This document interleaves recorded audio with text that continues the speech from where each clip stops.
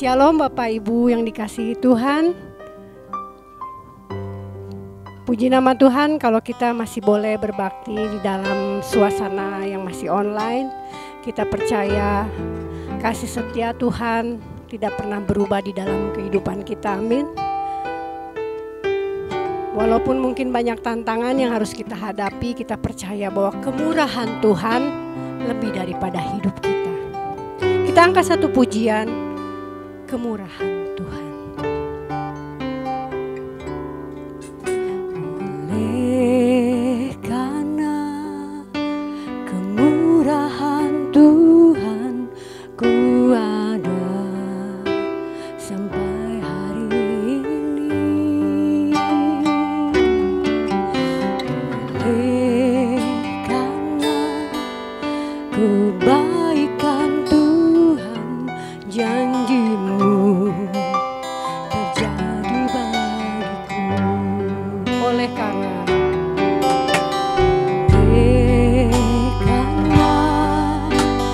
kemurahan Tuhan, ku ada sampai hari ini.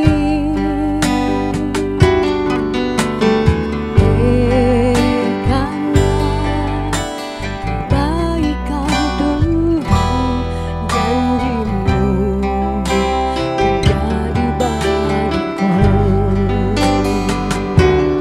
Ku sembah Kau Tuhan, ku mengangkat tanganku, selamanya Kau ajaib bagiku.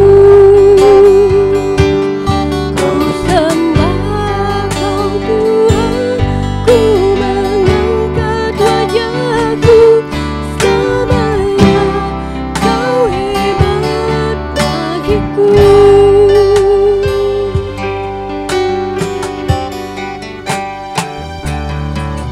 Oleh karena kemurahan Tuhan, ku ada sampai hari ini. Oleh karena kebaikan Tuhan, janji-Mu jadi bagiku.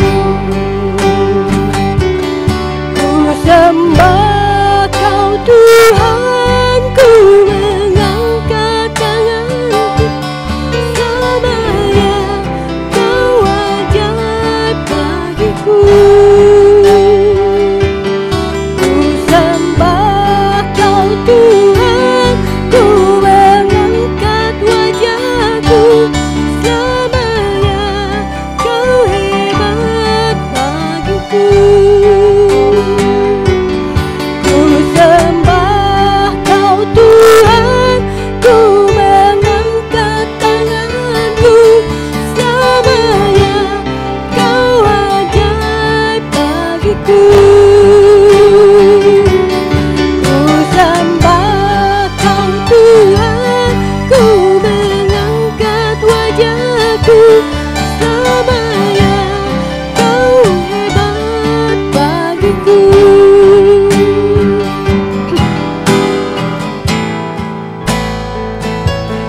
Ku mengangkat tanganku, selamanya Kau ajaib bagiku. Ku sembah Kau Tuhan, ku mengangkat wajahku, selamanya Kau hebat bagiku. Selamanya Kau hebat bagiku.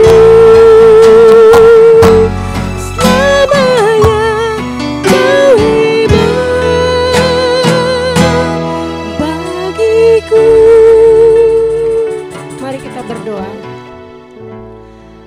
Bapa, kami bersyukur bahwa di dalam kasih dan kemurahan-Mu kami masih boleh ada sampai hari ini. Semua karena anugerah-Mu Tuhan. Walaupun di dalam pandemi yang semakin merajalela saat ini, Kami percaya bahwa kasih setia dan pemeliharaan-Mu sempurna di dalam kehidupan anak-anak-Mu. Di dalam setiap pergumulan anak-anak-Mu, Engkau akan menjadi jawaban. Kami bersyukur bahwa kami masih boleh diberi kesempatan oleh Tuhan beribadah pada hari ini. Terima kasih Tuhan Yesus. Berkati ibadah kami, pimpin ibadah kami dari awal, pertengahan hingga akhirnya. Kami mau beribadah dan memberikan yang terbaik untuk kemuliaan nama-Mu saja. Di dalam nama Tuhan Yesus kami sudah berdoa dan mengucapkan syukur. Haleluya, amin. Saya berharap Ibu Bapak, Saudara-saudari yang dikasihi Tuhan di dalam keadaan yang sehat, di dalam pemeliharaan Tuhan yang luar biasa. Kita akan sama-sama memberikan yang terbaik pada pagi hari ini kepada Tuhan. Kita angkat satu pujian, hidup kita tidak akan pernah sama lagi.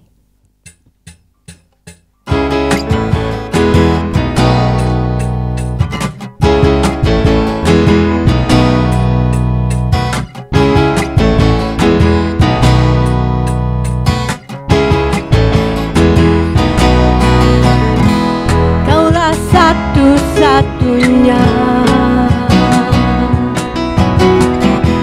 sumber dari segalanya. Kau kebenaran yang selalu pegang. Kau keyakinanku bersinar terang. Yesus Tuhanku yang berkuasa atasku, hidupku takkan sama. Ku tahu sungguh anugerah-Mu bagiku, hidupku takkan sama.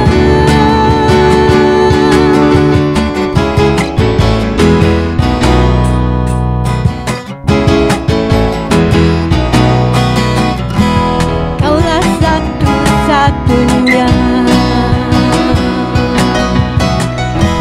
sumber dari segalanya. Kau kebenaran yang selalu ku pegang. Kau keyakinanku untuk bersinar terang. Yesus Tuhanku yang berkuasa atasku, hidupku takkan sama. Ku tahu sungguh anugerah-Mu bagiku, hidupku takkan sama. Kaulah alasan untuk ku hidup, hanya menyenangkan-Mu. Kaulah alasan untuk ku hidup, hanya menyenangkan-Mu.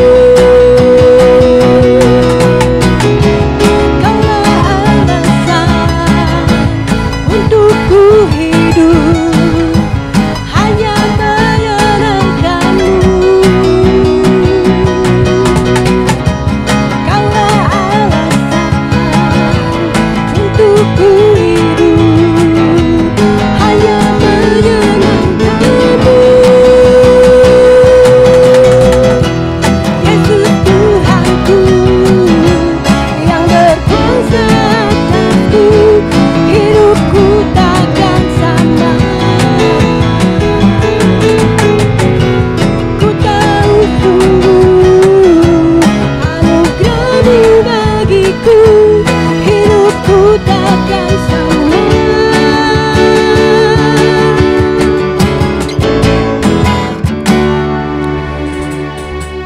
Ketika Tuhan menjadi satu-satunya sumber di dalam hidup kita tidak akan pernah sama. Biarlah kita tetap memegang keyakinan untuk terus bersinar terang di dalam firman-Nya. Kita akan masuk di dalam kebenaran firman-Nya. Kita akan siapkan hati kita.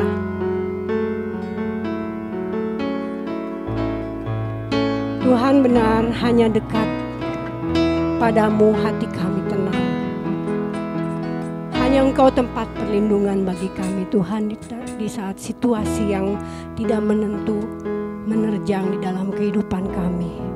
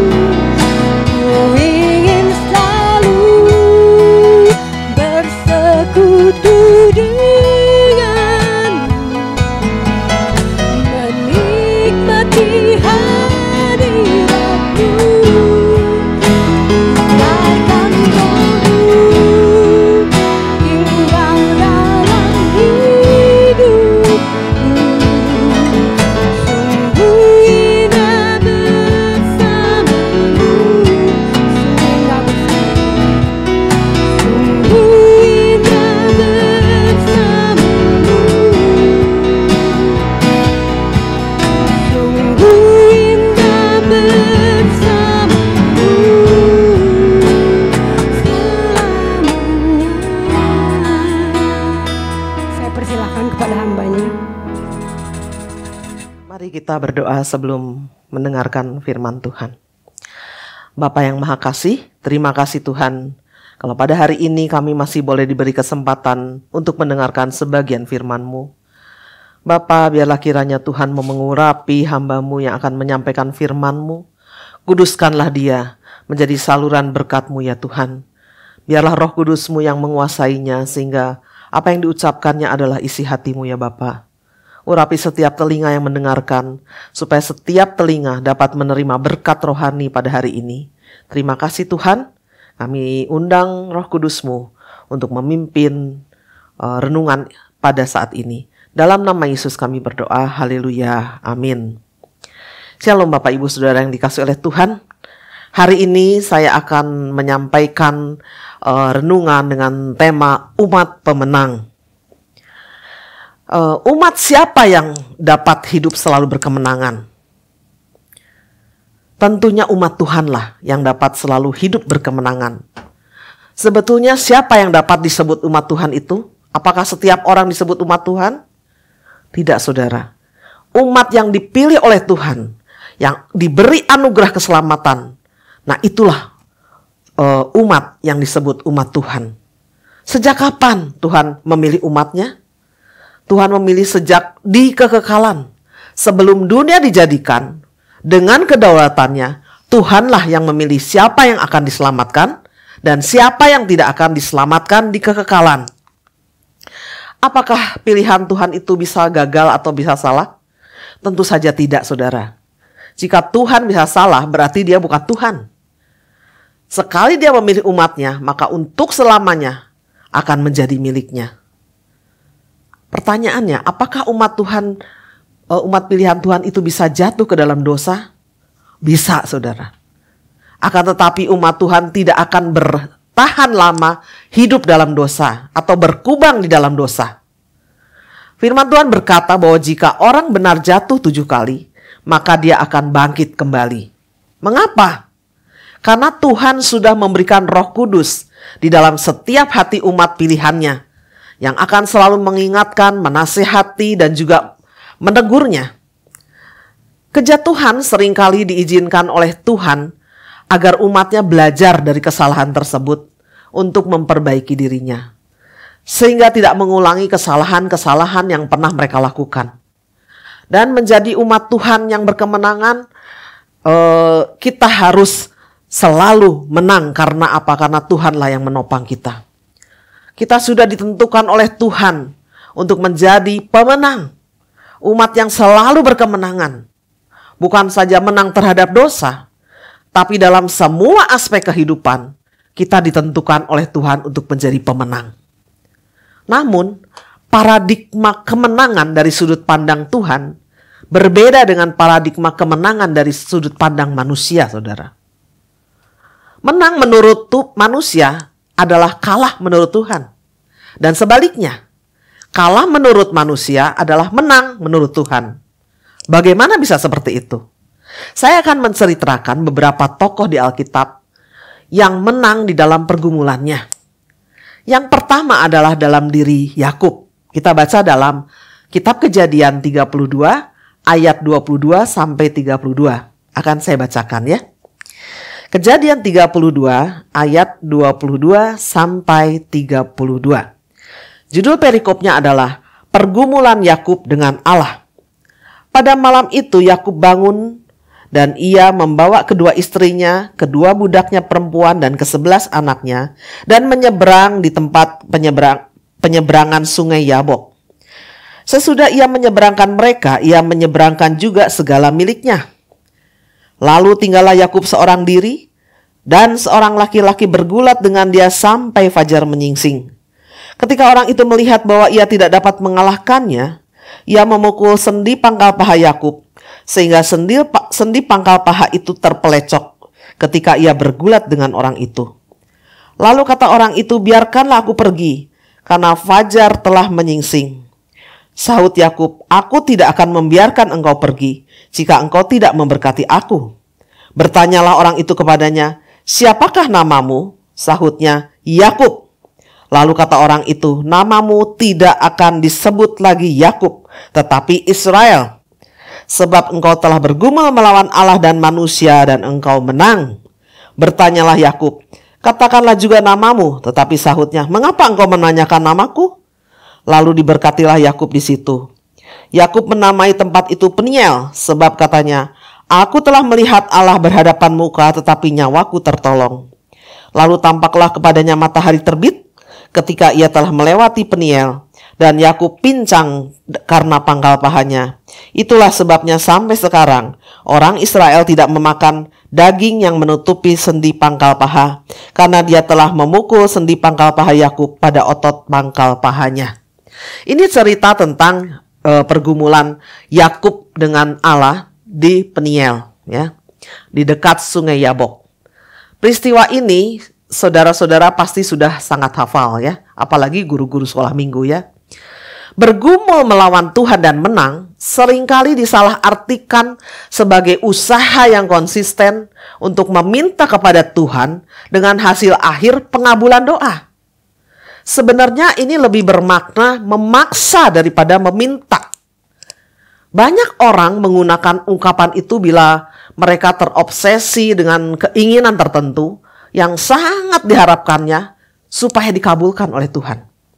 Banyak orang berdoa dengan sepenuh hati, bertekun dan berseru dengan hati yang hancur kepada Tuhan. Menyembah dengan puji-pujian berlama-lama. Tujuannya adalah untuk membujuk Tuhan dalam tanda kutip, ya, agar Tuhan mengabulkan keinginannya. Jika keinginannya dikabulkan, mereka merasa sudah berhasil membujuk Tuhan.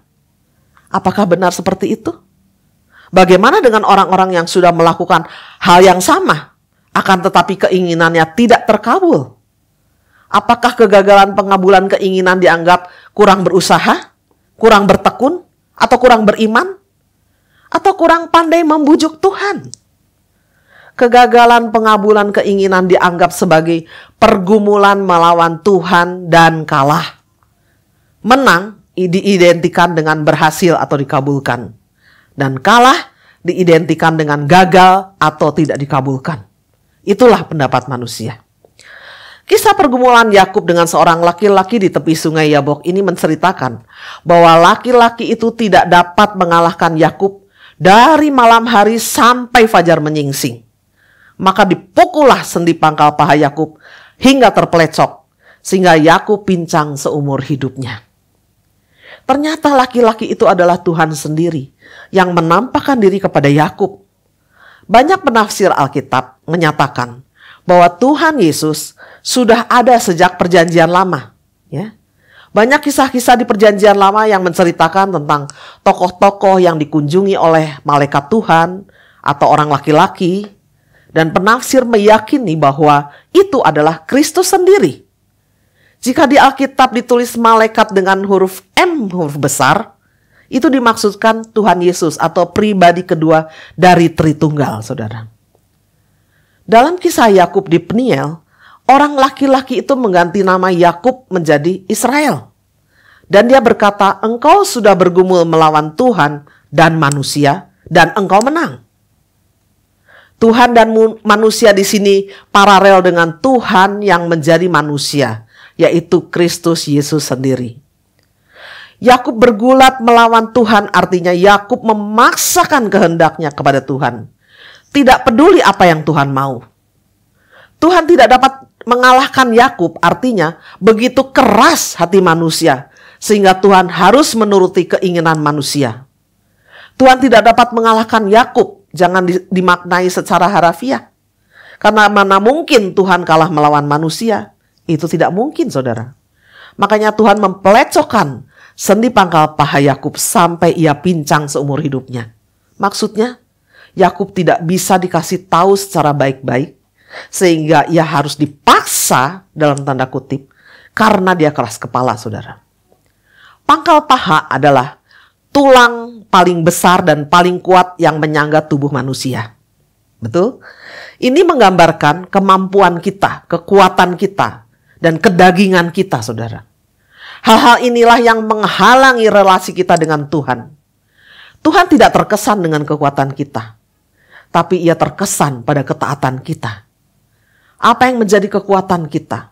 Harta, uang, kepandaian kita mungkin, atau kemampuan, keterampilan, keahlian kita. Semua itu akan dipelecokkan jika itu menghalangi relasi kita dengan Tuhan. Kemenangan itu bukan saat Yakub diberkati di ayat 29 tadi ya dikatakan. Bertanyalah Yakub, katakanlah juga namamu, tetapi sahutnya, mengapa engkau menanyakan namaku? Lalu diberkatinya lah Yakub di situ. Bukan itu saudara kemenangan yang sesungguhnya. Namun saat sendi pangkal pahanya dipelecokkan oleh Tuhan. Sama seperti kita ketika kita sudah tidak mampu lagi dan tidak mau menyerah kepada Tuhan. Di ayat yang ke-26 sampai 29, ayat ini dikatakan bahwa orang itu membuka pembicaraan dengan Yakub, berdialog dengan Yakub, ya. Artinya bukan Yakub yang bertanya terlebih dahulu sesungguhnya, tetapi Tuhan. Artinya kita harus mendengarkan apa yang Tuhan mau, bukan apa yang kita mau, saudara. Di ayat yang ke-26, motivasi Yakub menahan Tuhan agar tidak pergi untuk meminta berkat. Ini sama seperti banyak di antara kita merasa tidak butuh relasi dengan Tuhan, tetapi hanya butuh berkatnya saja, ya. Kalau Tuhan memberkati, terima kasih Tuhan, sekian, ya. Tetapi tidak butuh berhubungan intim dengan Tuhan. Berkat yang ada di dalam benak Yakub pada saat itu hanyalah keselamatan nyawanya saja, agar ia tidak dibunuh oleh Esau kakaknya. Dan ayat yang ke-27 sampai 28 di situ dikatakan berkat yang dimaksud Tuhan jauh lebih daripada sekedar keselamatan nyawa saja. Akan tetapi perubahan nama Yakub menjadi Israel. Yakub itu artinya penipu, manusia lama menjadi Israel, manusia baru. Artinya Tuhan ingin memberikan kepada Yakub bukan keselamatan di dunia saja, keselamatan nyawanya saja, tetapi dia ingin memberikan keselamatan hidup kekal bersama dengan Kristus selamanya. Di ayat ke-29 tadi kita sudah baca, Yakub memaksa agar orang laki-laki itu menyebutkan namanya. Akan tetapi orang laki-laki itu tidak menyebutkan namanya. Dan di ayat yang ke-30 anehnya, Yakub malahan sudah mengerti dengan siapa ia berkata-kata. Ya. Karena dia berkata, saya sudah melihat Tuhan. Ya. Dan dia begitu takut karena waduh, saya sudah melihat Tuhan, saya sudah berjumpa dengan Tuhan. Orang pada saat itu kalau berjumpa dengan Tuhan bisa mati saudara. Karena saking kudusnya Tuhan dan manusia begitu berdosanya sehingga dia tidak bisa melihat Tuhan. Nah, melihat Tuhan atau memandang Tuhan adalah puncak hubungan kita dengan Tuhan. Ketika kita melihat Tuhan, pada saat itulah kita tahu nama Tuhan. Kita mengenal nama Tuhan dan mengenal pribadi Tuhan dalam suatu relasi yang akrab dengan Tuhan. Bukan hanya sekedar tahu namanya Tuhan saja. Jadi kunci di perikop ini bukan di ayat ke-29 saudara. Maka diberkatilah Yakub di situ. Tetapi pada ayat 25 ia memukul sendi pangkal paha Yakub. Bukankah banyak di antara kita juga pernah mengalami pemaksaan dari Tuhan untuk taat? Dan itu biasanya meninggalkan bekas luka. Bekas luka berbicara tentang pengalaman hidup kita yang sangat pahit, yang meninggalkan trauma dan yang akan kita ingat seumur hidup kita. Dan bekas luka itu akan kita bawa kemana-mana untuk sebagai bukti bahwa kita pernah berjumpa dengan Tuhan dan dipulihkan. Dan dapat juga bekas luka itu menjadi kesaksian dan berkat bagi orang-orang yang kelak bertemu dengan kita saat mereka mengalami hal yang sama dengan pengalaman kita.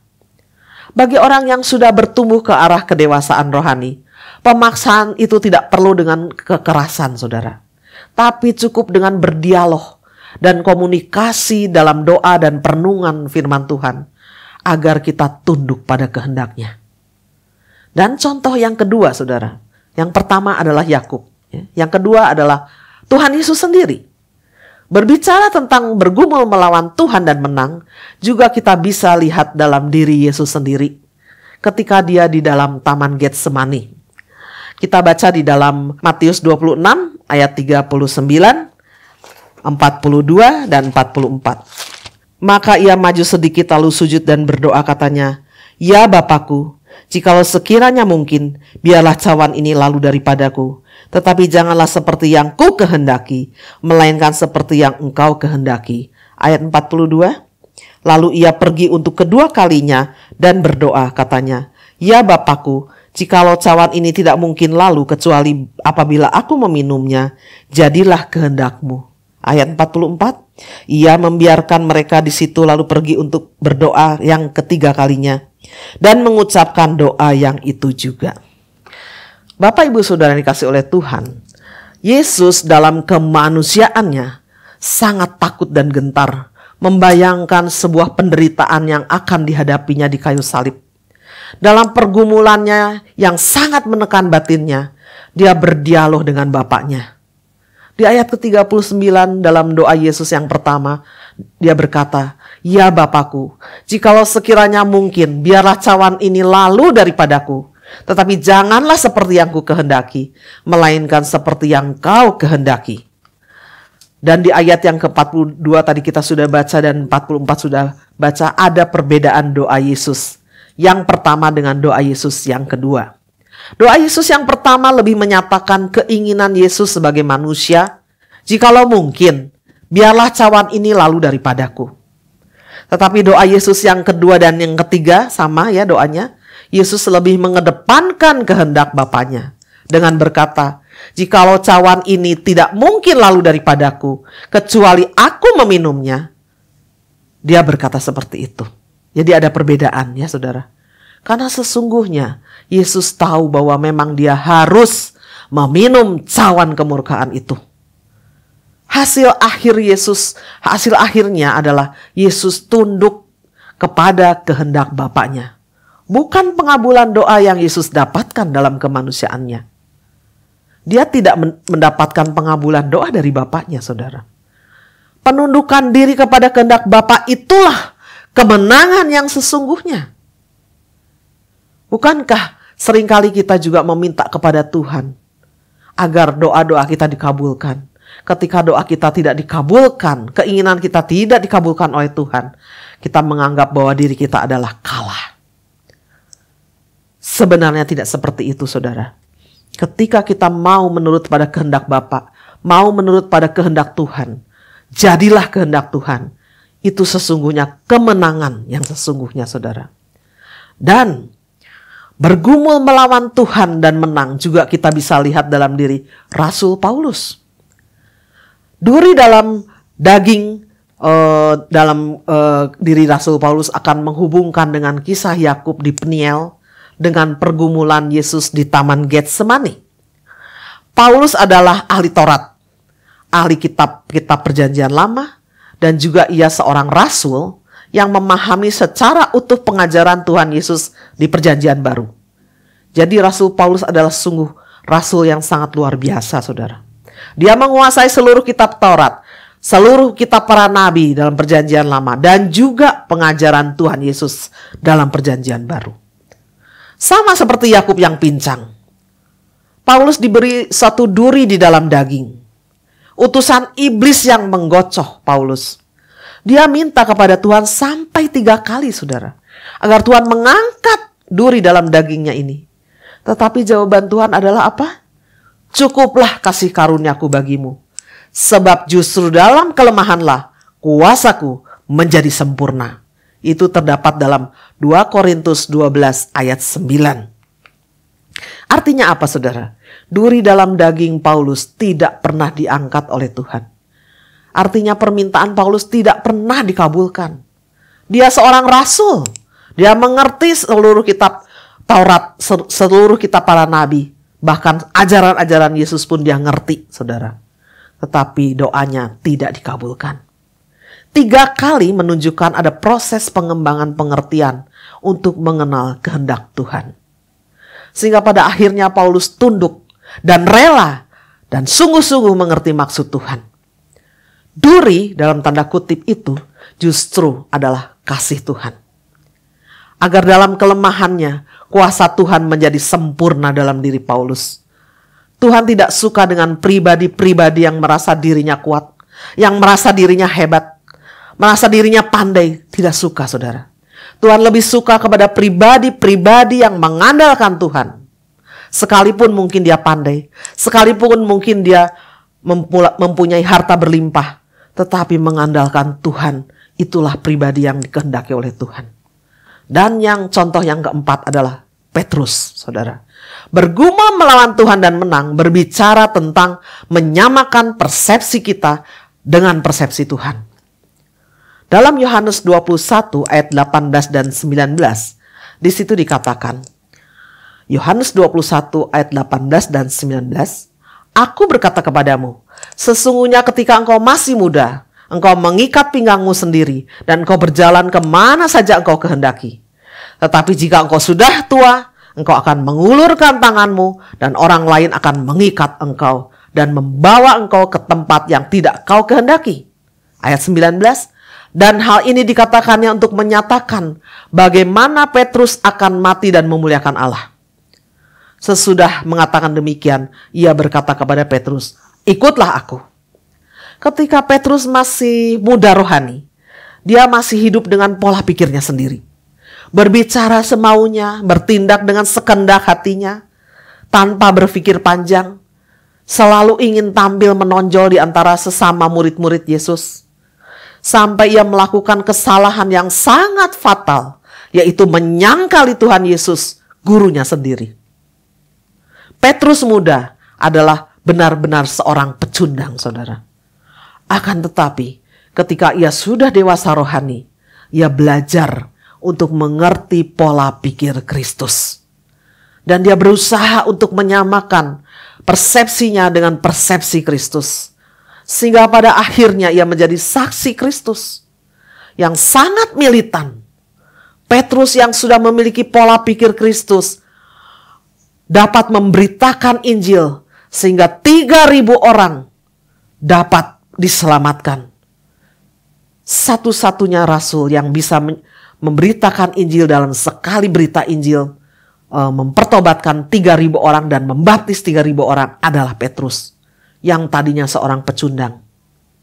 Petrus sudah memiliki pola pikir Kristus, sehingga ia rela dianiaya, rela dipenjara, rela disiksa, bahkan akhirnya dia rela mati disalib sebagai martir demi Kristus.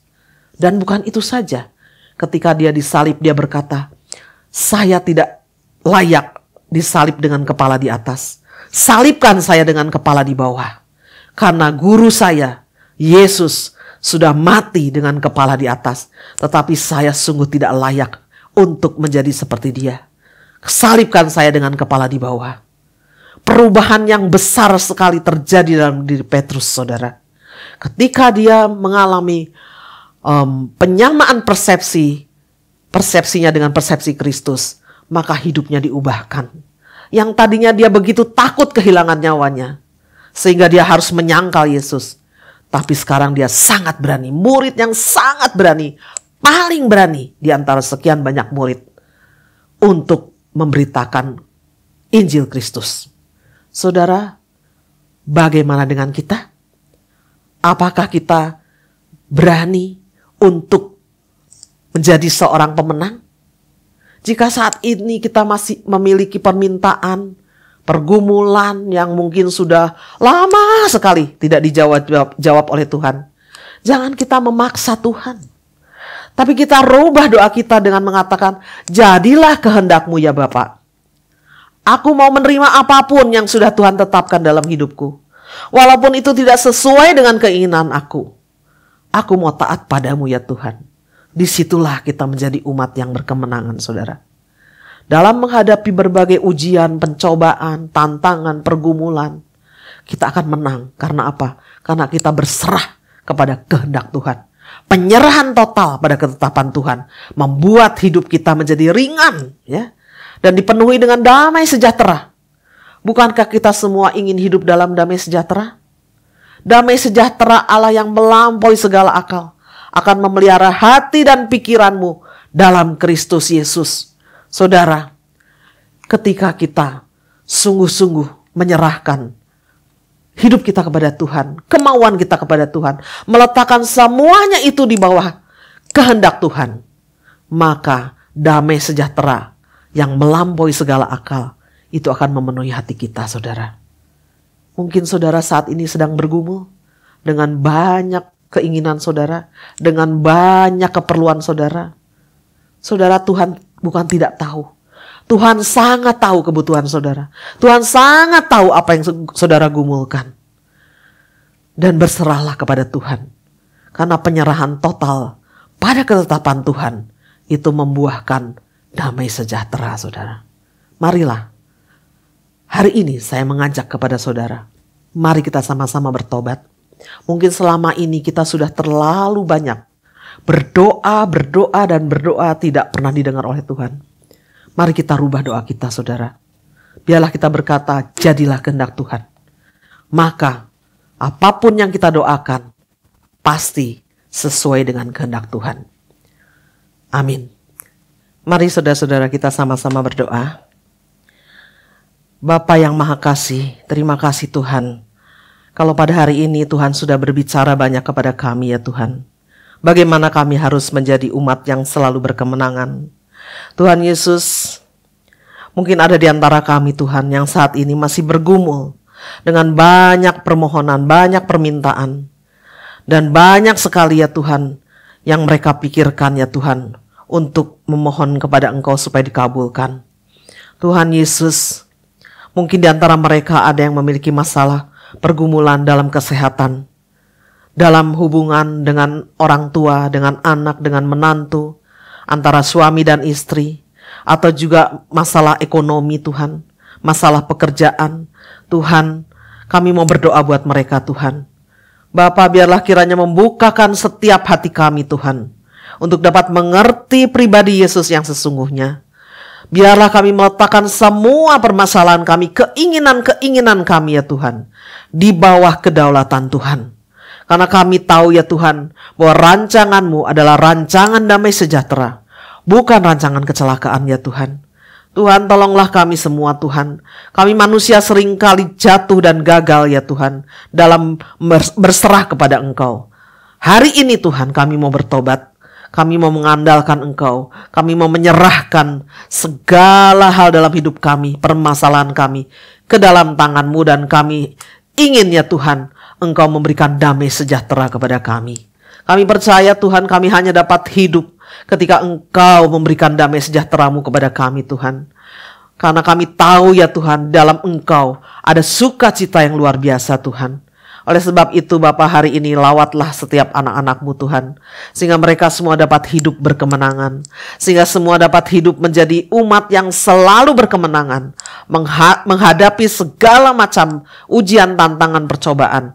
Kami percaya Tuhan, Engkau selalu memberi kemenangan. Terima kasih Tuhan, kami percaya Tuhan sudah melawat kami semua, memulihkan kami semua, memberikan berkat kepada kami semua. Dalam nama Yesus kami berdoa. Haleluya. Amin. Marilah jemaat yang dikasihi oleh Tuhan, terimalah berkat Tuhan.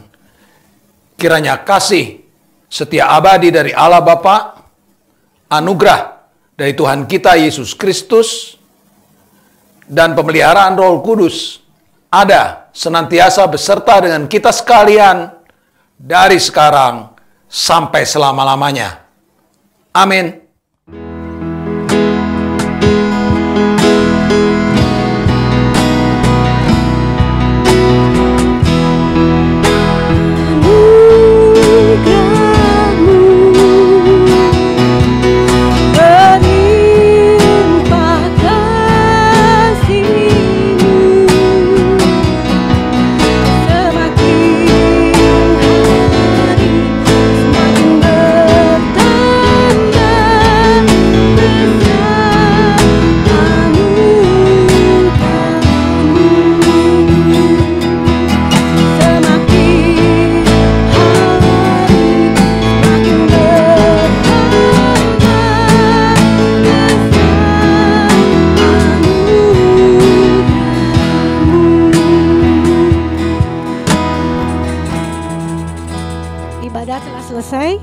Sebentar kita akan melihat beberapa pengumuman untuk kegiatan sepekan.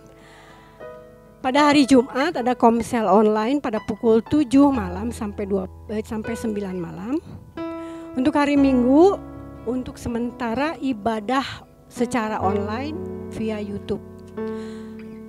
Kita akan bersama-sama berdoa syafaat untuk saling mendoakan tiap-tiap jemaat dan juga untuk berdoa bagi bangsa dan negara.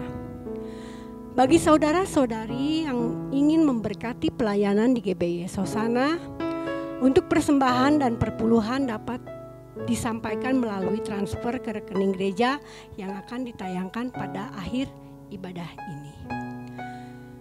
Kami segenap pengurus GBI Sosana mengucapkan terima kasih kepada saudara yang telah memberkati pelayanan kami.